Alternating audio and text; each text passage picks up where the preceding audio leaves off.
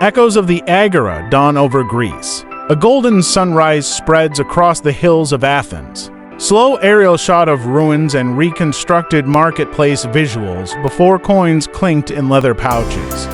Before banks guarded treasures, there was barter. In ancient Greece, trade was not about currency. It was about trust. It was about need. It was about human connection.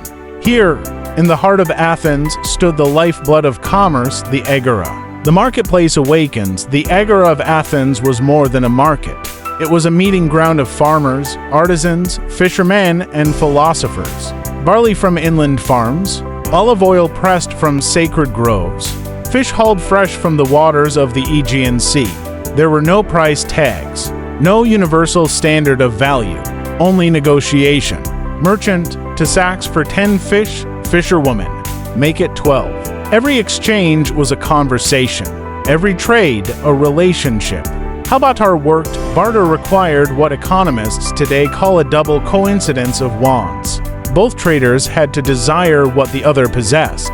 If a potter needed wool but the shepherd needed fish, the potter first had to trade for fish. A single transaction could require 3 or 4 exchanges. It was practical in small communities, but increasingly complex as Greek society expanded.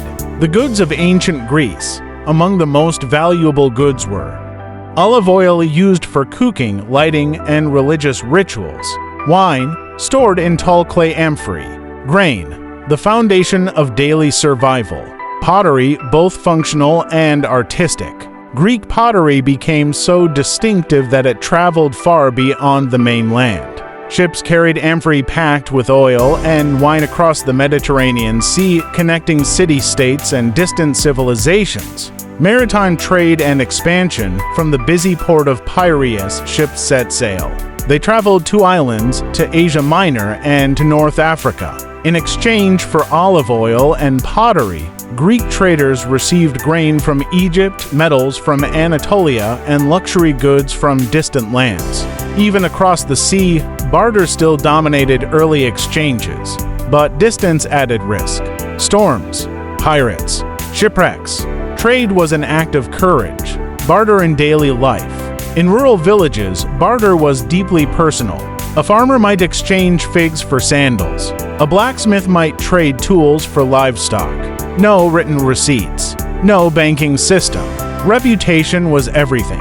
A dishonest trader would soon find himself isolated, unable to exchange goods in a society built on trust.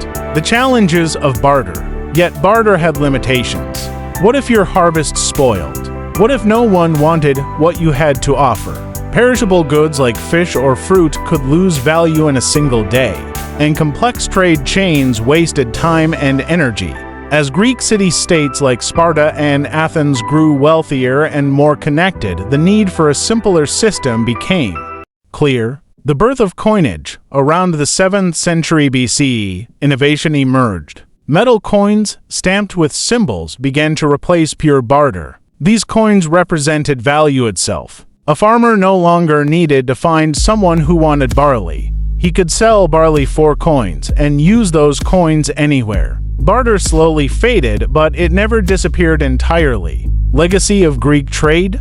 Trade helped spread not only goods, but ideas, philosophy, art, language. Through commerce, Greek culture traveled across the Mediterranean world. Markets became centers of political debate and intellectual exchange. The Agora was not just economic, it was cultural. Closing reflection. Before global markets, before digital payments, there were hands meeting in agreement. In the ancient streets of Athens, barter shaped relationships, communities, and civilizations. It was imperfect. It was challenging.